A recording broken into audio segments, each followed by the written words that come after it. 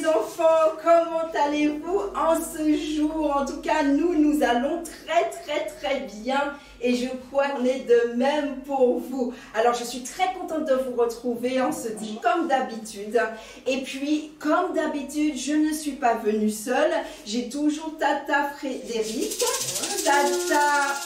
Tonton Tonton Nathan et on a toujours Tonton Sublime derrière la caméra. Et puis on a un invité particulier, je sais pas, je crois que tu as déjà rencontré cet invité parce qu'il a déjà fait une fois le culte avec nous. C'est Biscotte. Alors je veux te présenter Biscotte.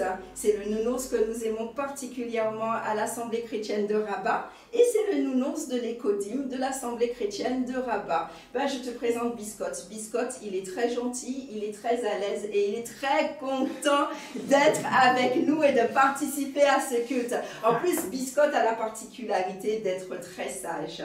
Il écoute toujours très bien la leçon et il apprend ses versets. Alors j'espère que tu auras envie de devenir comme Biscotte. Pas gros comme lui, mais en tout cas d'aimer vraiment le Seigneur parce que Biscotte aime beaucoup le Seigneur. Amen. Amen. Alors on va fermer les yeux et on va dire Seigneur, merci. Merci encore pour ce jour merveilleux. Merci encore parce que tu nous donnes la possibilité de te louer, de chanter, d'être dans ta présence encore aujourd'hui. Seigneur, nous le savons, tu vas encore nous faire du bien. Parce qu'à chaque fois que nous sommes avec toi, Seigneur, il y a quelque chose qui se passe. Mais Seigneur, c'est vrai que nous voulons recevoir de toi. Mais nous voulons aussi te donner toute notre louange, toute notre adoration. Ce matin, nous sommes là pour danser, pour te chanter, pour prier, pour te dire combien nous t'aimons. Alors Seigneur, que tu puisses agir encore en ce jour, que tu puisses visiter chacune des maisons, que tu puisses nous visiter nous aussi à l'église ici et que vraiment que tu puisses faire encore des miracles et de grandes choses, Seigneur. Dans le nom de Jésus, Amen. Amen. Et je crois que tu es prêt parce que tu sais quand c'est Tata Béatrice ou même Tata Mode ou même Tata Gémila, Tonton Eloane et tous ceux qui font ce culte, tu sais que nous aimons chanter, nous aimons danser, d'accord? Et je vois que toi tu es prêt aussi. Alors lève-toi, et puis je ne veux pas que tu sois seul à la maison, d'accord? Je ne veux pas que tu sois seul en train de regarder. Alors s'il y a un petit frère ou un grand frère, une grande soeur, une petite soeur, tu les appelles afin qu'ils puissent regarder avec toi. Même si ton grand frère a 18 ans, même s'il a 20 ans, il peut regarder avec toi. Et tu peux même appeler papa, maman, tu peux appeler grand-mère, grand-papa, tu peux appeler vraiment tonton, tata, tu appelles tout le monde pour faire ce culte merveilleux avec toi. Amen, amen, on y va.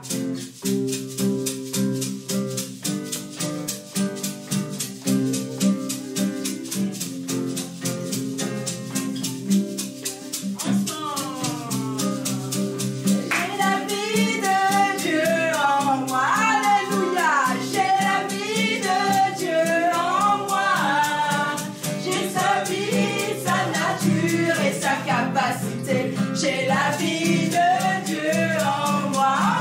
Encore. J'ai la vie de Dieu en moi. J'ai la vie de Dieu en moi.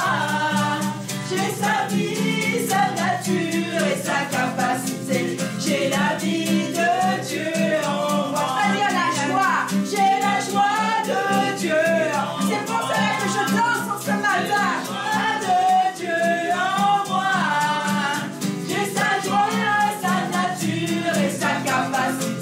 J'ai la joie de Dieu en moi.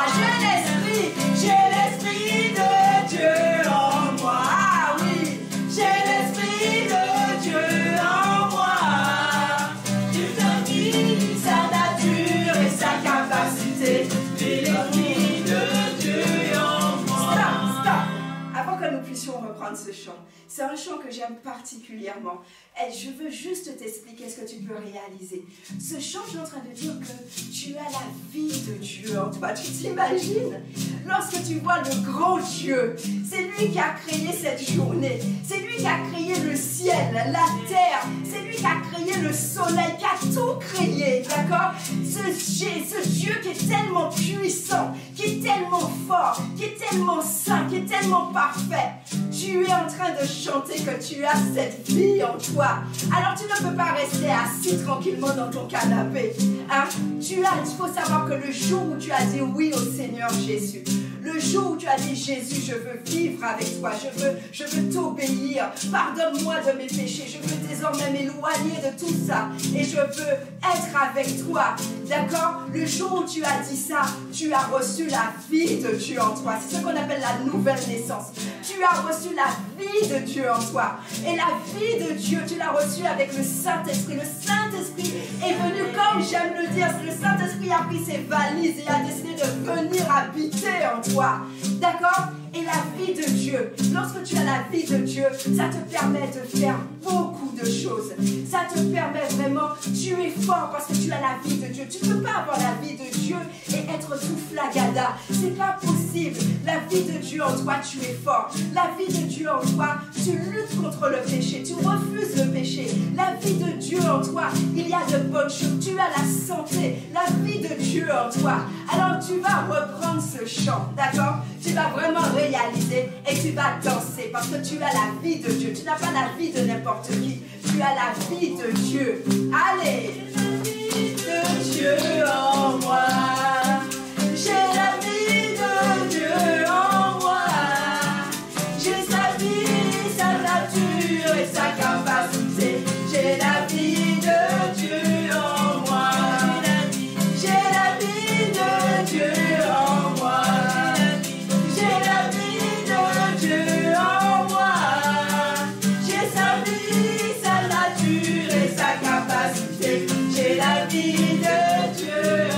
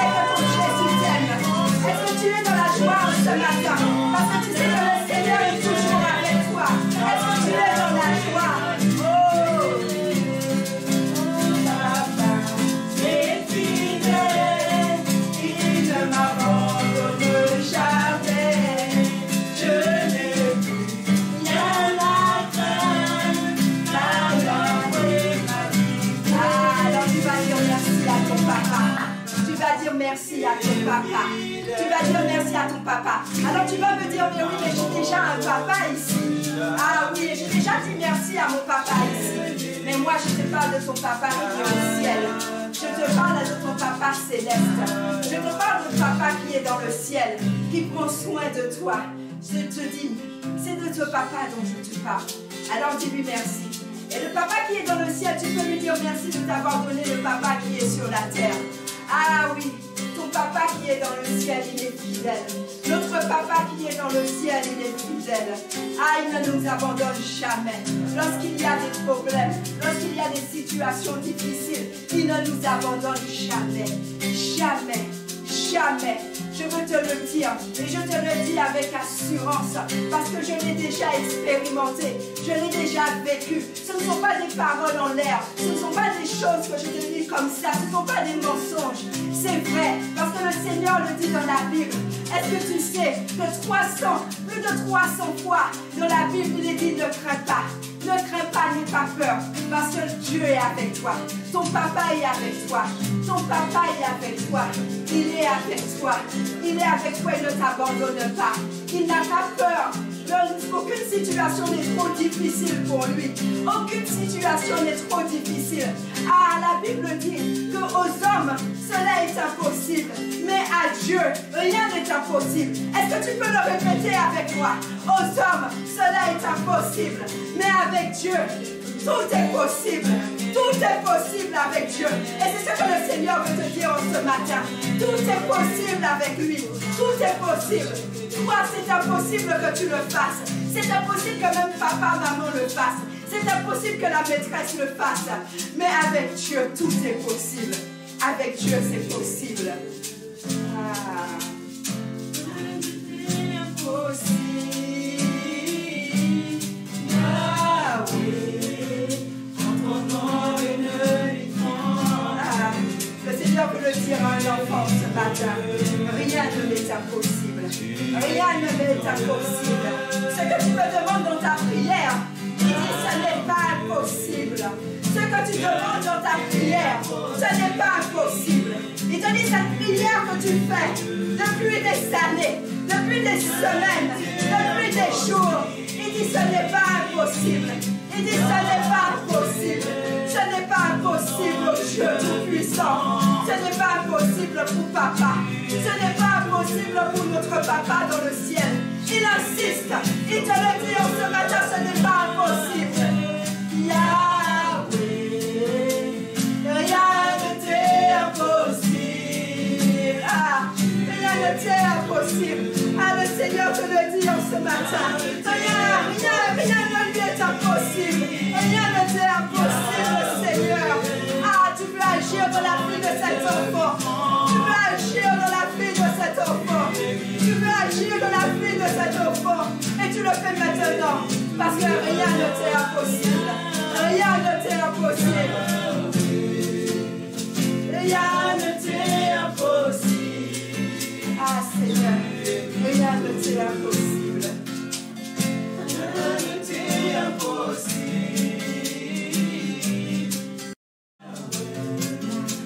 Le Seigneur veut le dire à un enfant. Il veut le dire à un enfant ce matin. Peut-être que tu ne comprends pas beaucoup de choses. Peut-être que tu es trop petit pour comprendre. Le Seigneur veut que tu puisses réaliser une chose dans ce matin. C'est que lui, il est capable de tout faire. Dieu est plus fort, plus musclé que ton papa. Même si ton papa est fort, même si ton papa est un héros, Dieu est encore plus fort. Dieu est le héros des héros. La Bible dit qu'il est un héros qui sauve.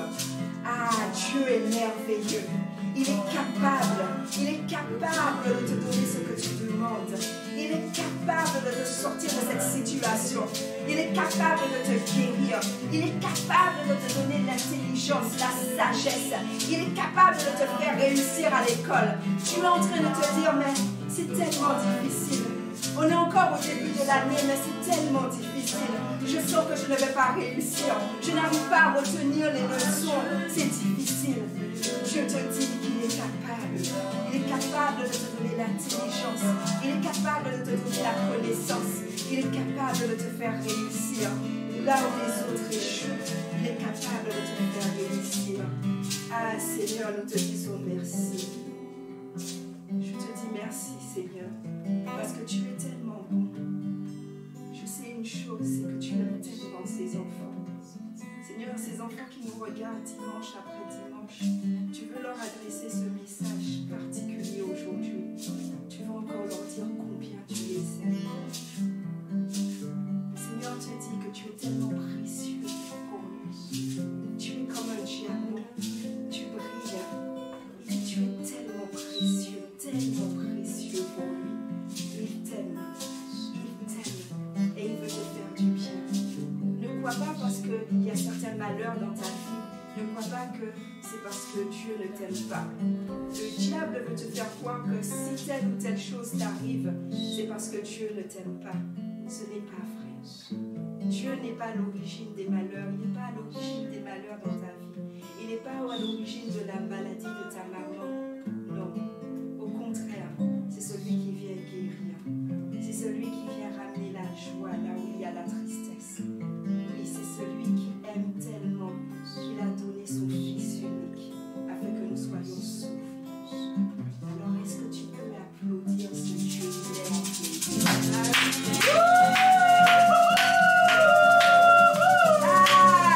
ce Dieu qui n'a pas regardé à mes défauts, ce Dieu qui n'a pas regardé à tes défauts, ce Dieu qui n'a pas regardé si tu étais petit ou grand, ce Dieu qui n'a pas regardé si tu étais gros ou maigre, ce Dieu qui n'a pas regardé pour est-ce que tu étais capable de retenir toutes les leçons ou pas. Oh, ce Dieu qui n'a pas regardé cela, mais qui t'a sauvé, qui a envoyé son Fils unique pour te sauver. Amen, amen, amen. Ah, je veux dire à un enfant ce matin, tu es sauvable. Ah, je ne sais pas si ça se dit, mais je te le dis, tu es sauvable. Ça veut dire que tu n'as pas à regarder à qui tu es en disant que le Seigneur ne pourra jamais me pardonner. J'ai fait tellement de péchés, j'ai commis tellement de péchés, j'ai fait tellement de mauvaises choses que le Seigneur ne peut jamais me pardonner. J'ai une bonne nouvelle pour toi en ce matin. Ah, le Seigneur pardonne tous les péchés.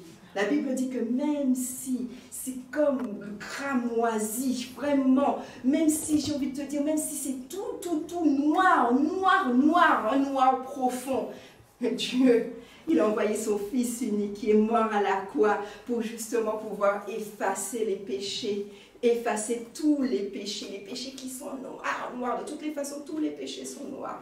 Amen, amen. Et il permet que ton cœur qui était tout noir devienne tout blanc. Et c'est tellement merveilleux. Il n'y a que Dieu capable de faire ça. Et son Fils Jésus qui est mort à la croix pour nous. Amen, amen. Je suis dans la joie vraiment d'être avec vous en ce matin. Et je suis dans la joie de poursuivre avec vous l'histoire de Daniel. On a commencé avec Daniel.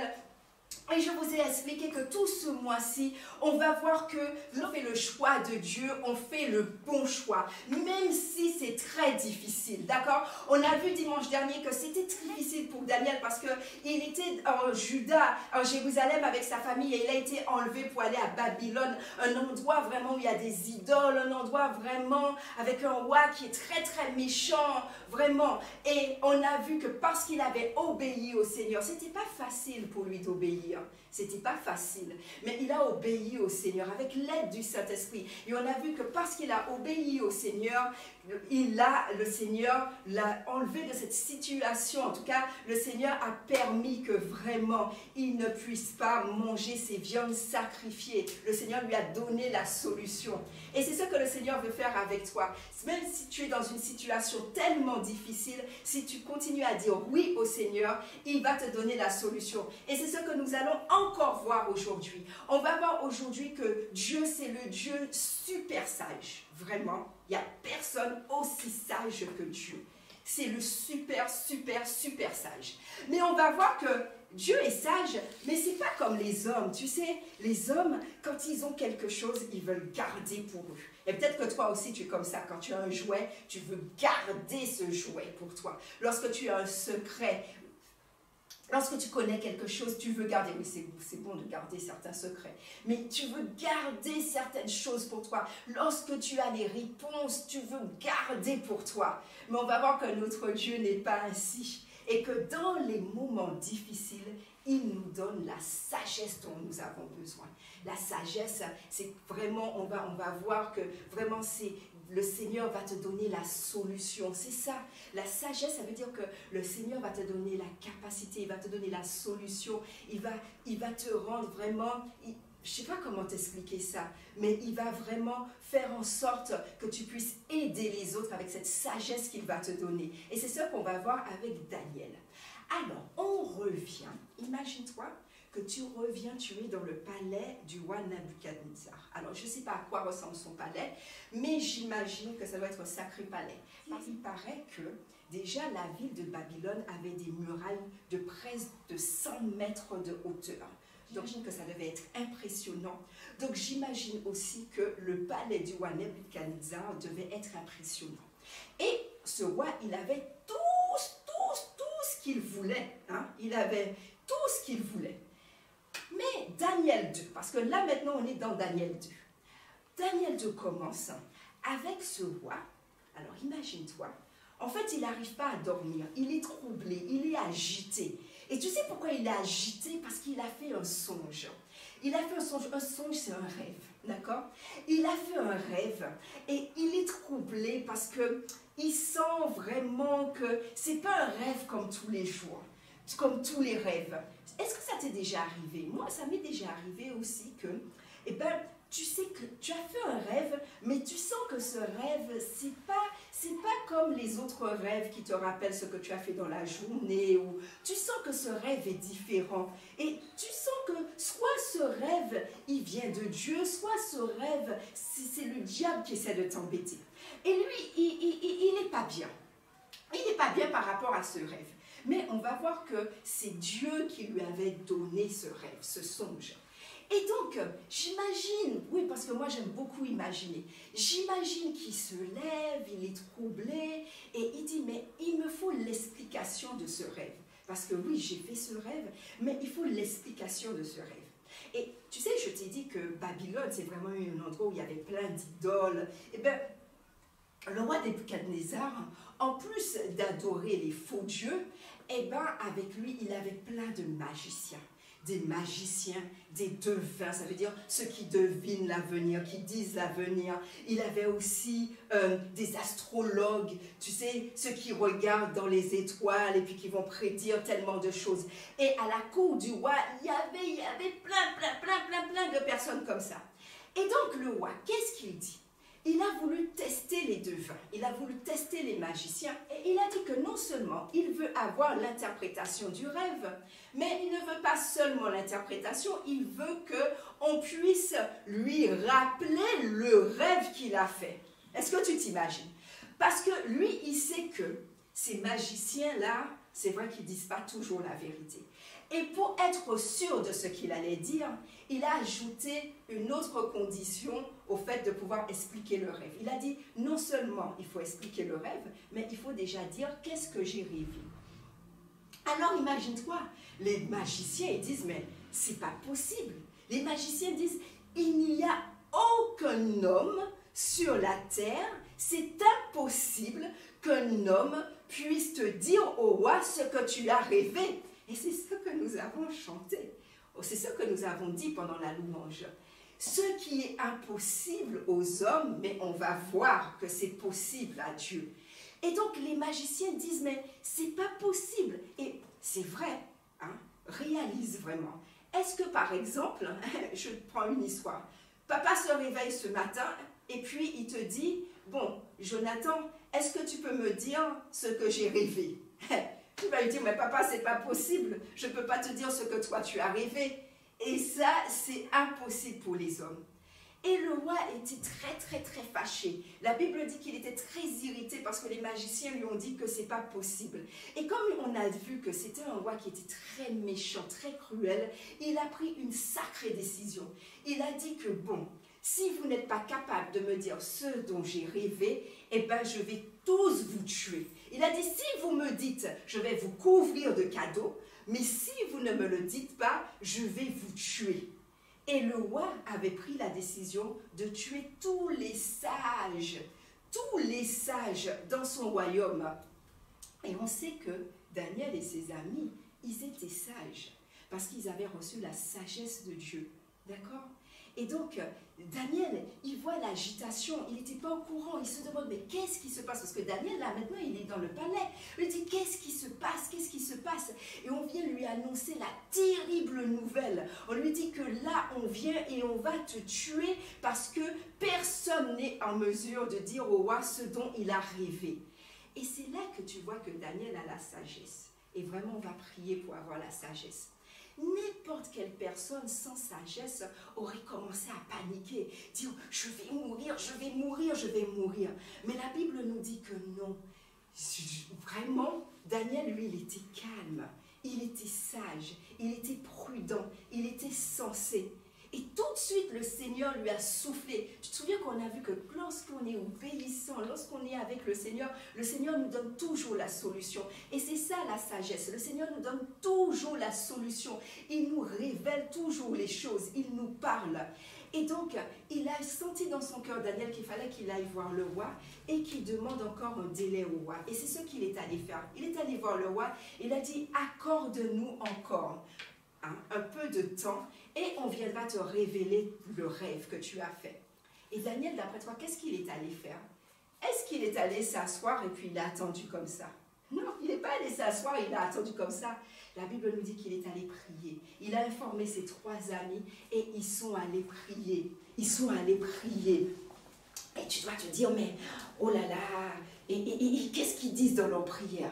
Mais qu'est-ce qu'ils sont en train de dire dans leur prière? Ils sont en train de dire aux prières, déjà ils sont en train de dire, Seigneur, tu es merveilleux, Dieu, tu es grand, tu es merveilleux, tu es le Tout-Puissant.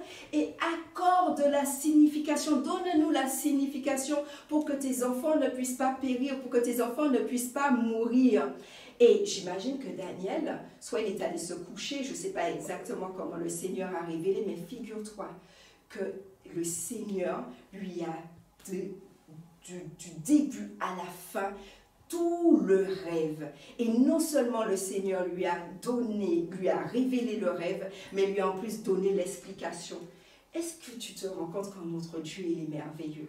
Et ce qu'il a fait avec Daniel, il peut le faire aussi avec toi. Il a donné la sagesse à Daniel et il veut te donner la sagesse aussi. Pour que dans les moments difficiles, peut-être que ta vie n'est pas en danger comme la vie de Daniel était en danger, mais peut-être que tu as des décisions difficiles, il y a des choix difficiles, il y a des situations très difficiles et tu dois faire un choix, tu dois prendre une décision. Et le Seigneur veut te donner la sagesse pour que tu puisses prendre la bonne décision.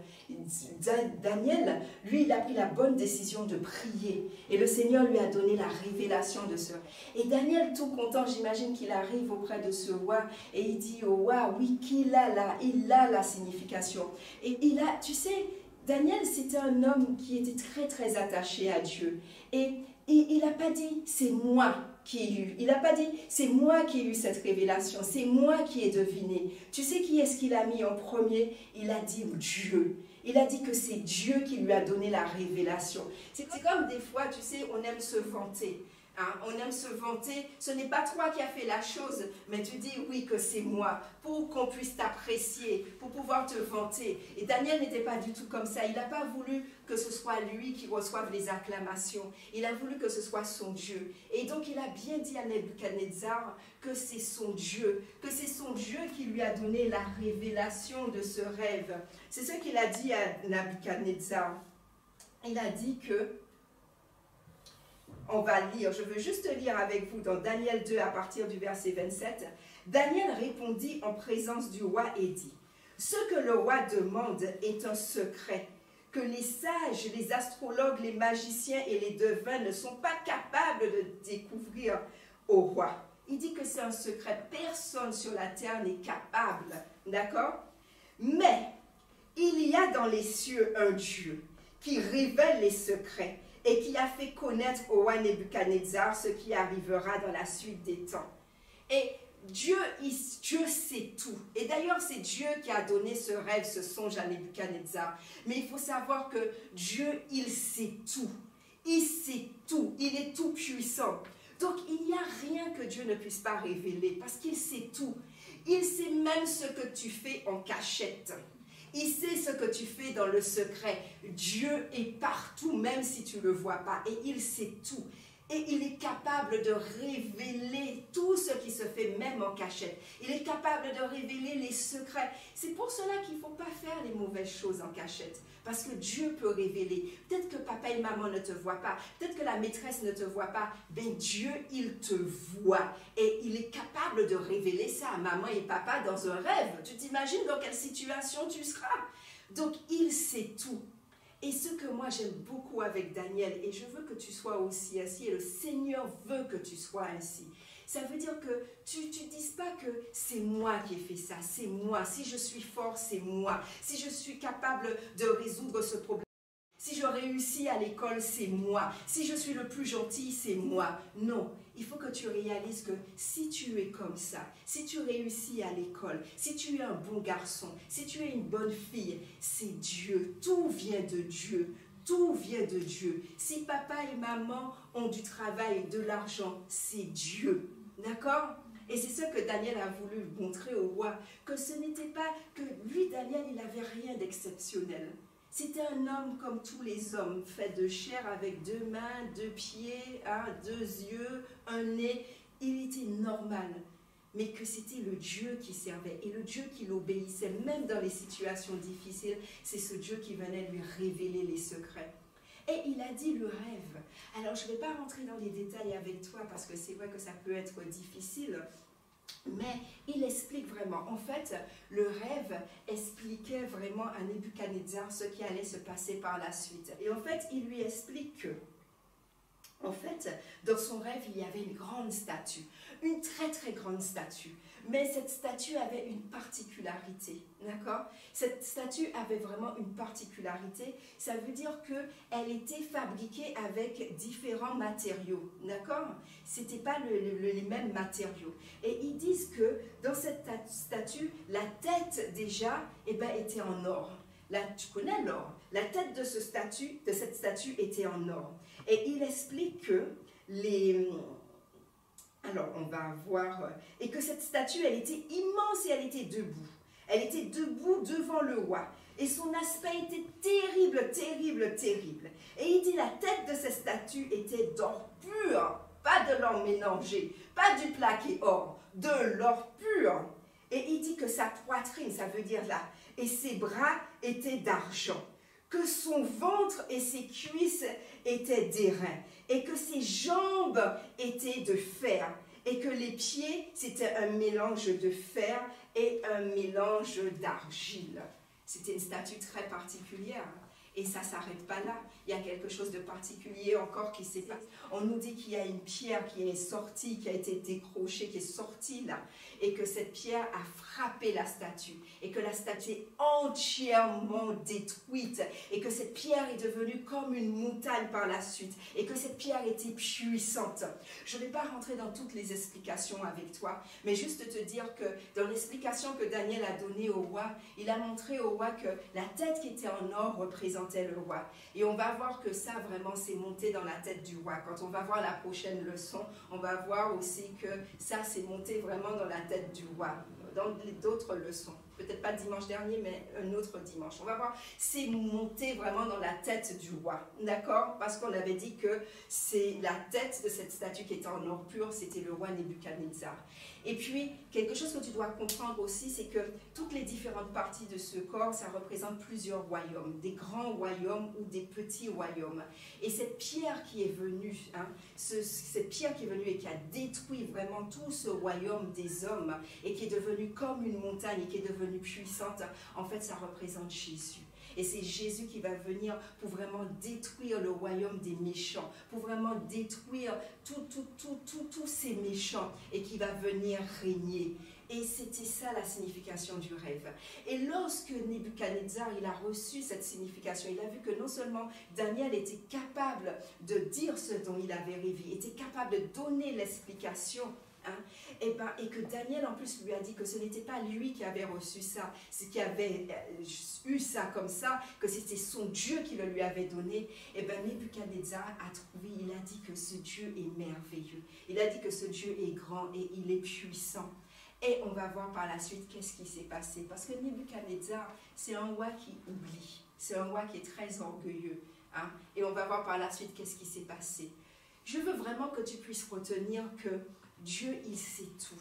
Dieu, c'est le sage des sages, c'est le plus sage de tous, qu'il est très sage. Et que Dieu, lui, il ne veut pas garder toute cette sagesse pour lui, il veut partager la sagesse. Et il veut te donner aussi cette sagesse pour que dans les moments difficiles, tu puisses avoir la solution. Que tu puisses, comme Daniel, avoir la révélation des choses cachées. Que tu puisses vraiment faire ce qui est bon. D'accord? Et c'est ça, le Seigneur veut te donner cette sagesse. Vraiment pour que tu puisses réussir. Parce qu'avec la sagesse de Dieu, on réussit. Que vraiment, tu puisses, on a vu, tu sais, comment Daniel, il a pu avoir cette révélation, il a prié. Et nous aussi, on va prier pour que le Seigneur puisse te donner cette sagesse. Avant, on va juste voir le verset d'aujourd'hui. Et le verset d'aujourd'hui, il est question de sagesse. Et je crois que Biscotte, il a reçu, il a compris aussi la leçon. Et j'espère que tu as compris. Et je crois que le Saint-Esprit va te permettre de comprendre la leçon. Notre verset se trouve dans Jacques 1 au verset 5. Toujours dans la Bible Semeur, et qui dit, si l'un de vous manque de sagesse, est-ce que toi tu as l'impression qu'il te manque de la sagesse? S'il te manque de la sagesse, ce n'est pas la peine d'aller lire des livres et des livres et des livres. Ça va te donner peut-être de la connaissance, mais pas toujours la sagesse. Ce verset nous dit que si tu manques de sagesse, il faut la demander à Dieu. Si l'un de vous manque de sagesse, qu'il la demande à Dieu. Et qu'est-ce que Dieu fait? Dieu la lui donnera. Qui la lui donnera? Car il donne à tous généreusement, sans faire de reproche. Amen, je reprends. Jacques 1, verset 5. Si l'un de vous manque de sagesse, qu'il la demande à Dieu, qui la lui donnera. Car il donne à tous généreusement et sans faire de reproche. Donc si ce matin, tu sens qu'il te manque de la sagesse, que tu fais pas les bons choix, tu poses de mauvaises décisions, que ça se passe pas bien, le Seigneur t'invite à lui demander la sagesse, parce que c'est Dieu qui donne la sagesse, c'est pas les hommes. La sagesse qui vient d'en haut, c'est Dieu qui donne cette sagesse, parce que Dieu, il est tellement sage, c'est pour cela que lui, il peut donner la sagesse, il peut donner un petit peu de sa sagesse, d'accord? C'est Dieu qui donne. Et la Bible nous dit dans ce verset qu'il donne à tous généreusement. Ça veut dire que généreusement, c'est-à-dire qu'il donne beaucoup, beaucoup, beaucoup et sans faire de reproches. Et lorsque tu vas demander à Dieu la sagesse, il ne va pas te faire des reproches. Il va pas dire, ah non, non, non, non, non, hein, moi je ne veux pas donner la sagesse. Qu'est-ce qu'il a à me demander? Non. Il dit, il donne. Il faut simplement avoir la foi que Dieu te donne ce que tu lui demandes. Et c'est bon de demander la sagesse. Dieu aime quand on demande la sagesse. Tu sais, dans la Bible, on nous parle d'un roi. J'espère qu'on pourra l'étudier un de ces jours. Un roi Salomon qui a bien commencé, mais qui n'a pas bien fini. Il ne faudrait pas que ça se passe comme ça dans ta vie. Le roi Salomon, il a demandé à Dieu la sagesse. Et la Bible nous dit que cela était agréable à Dieu. Dieu était content parce que Salomon lui avait demandé la sagesse. Et parce qu'il était content, non seulement il a donné la sagesse à Salomon, mais il lui a donné aussi l'intelligence. Et la Bible nous dit qu'il lui a donné aussi de grandes richesses. Le roi Salomon était un roi très très riche, mais il n'a pas demandé la richesse. Il a demandé la sagesse. Et Dieu était tellement content qu'il demande la sagesse qu'il lui a donné en plus la richesse. D'accord? Alors je suis sûre que tu as très très envie de demander la sagesse au Seigneur. Alors tu vas fermer les yeux. Là où tu es, tu fermes les yeux. Et tu n'as pas besoin de faire une grande prière. Tu dis simplement, Seigneur, je reconnais, mon Dieu, que tu es le seul sage. Que tu es grand, que tu es puissant, que tu es le plus sage de tous. Et Seigneur, par contre, moi, je reconnais que je manque de sagesse. Des fois, je prends de mauvaises décisions. Je ne sais pas comment faire certaines choses. Je ne sais pas. Et je viens devant toi et je te demande la sagesse. Ta parole dit que tu donnes la sagesse à qui demandera.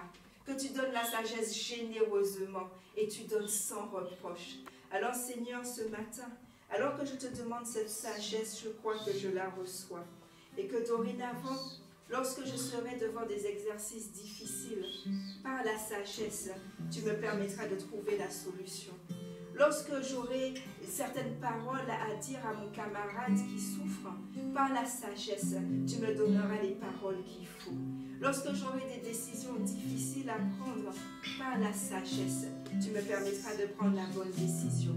Et Seigneur, ce matin, je ne veux pas prier seulement pour la sagesse pour moi.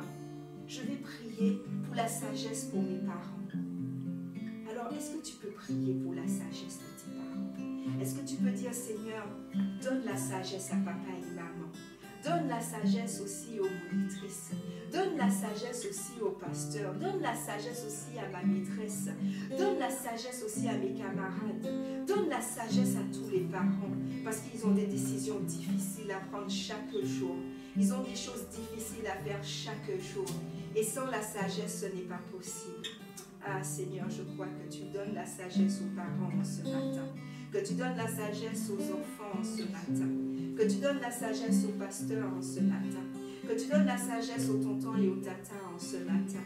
Tu agis parce que tu sais que nous avons besoin de sagesse. Dans les moments difficiles, nous avons tellement besoin de ta sagesse. Si tu n'avais pas donné la sagesse à Daniel, il allait mourir. C'était un moment très grave. S'il n'avait pas la sagesse, s'il n'avait pas reçu la révélation, il serait mort. Et c'est la même chose. Nous avons besoin de sagesse parce qu'il y a des dangers dans la vie. Vraiment, il y a des dangers. Et sans sagesse, on ne peut pas réussir. Merci pour cette sagesse. Seigneur, dans la parole aussi, tu dis que si l'on demande, on doit demander avec foi.